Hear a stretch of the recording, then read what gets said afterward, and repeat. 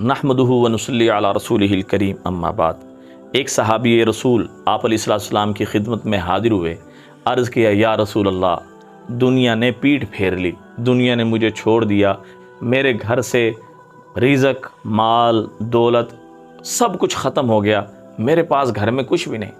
اللہ کے نبی نے فرمایا تمہیں وہ تسبیح فرشتوں کی پتہ نہیں جس تسبیح کی برکت سے ساری کی ساری مخلوق کو اللہ جل شانہ روزی پہنچاتے ہیں، روزی دیتے ہیں، اللہ ان کے لیے روزی کے فیصلے فرماتے ہیں، وہ تمہیں یاد نہیں، وہ تمہیں پتہ نہیں؟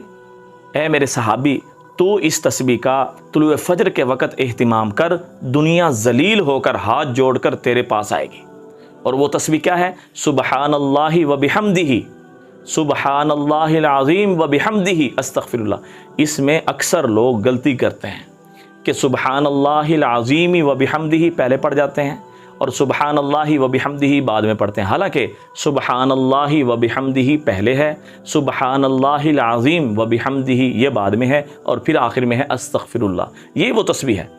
وہ صحابی رسول کہتے ہیں کہ میں نے 7 دن اس کا اہتمام کیا۔ دیکھیں یقین کی بات ہے، اللہ کے نبی نے فرمایا کہ دنیا ذلیل ہو کر رزق بارش کی طرح برسے گا، فرشتوں کی تسبیح تو کر، ساری دنیا کی جو مخلوق ہے اس کی جو تسبیح ہے اس کا تو اہتمام کر، رزق بارش کی طرح برسے گا۔ اب اس صحابی نے صرف 7 دن اس کا اہتمام کیا، اللہ جل شانہ نے رزق کے دروازے اس کے لیے ایسے کھول دیے، وہ صحابی حاضر خدمت ہوا، اے اللہ کے رسول، اللہ نے اتنی مہربانی کر دی، رزق کی اتنی فراوانی کر دی کہ کہاں اٹھاؤں کہاں رکھوں۔ ایک روایت میں یوں بھی ملتا ہے کہ میں بھر بھر کے تقسیم کر رہا ہوں پھر بھی ختم نہیں ہو رہا۔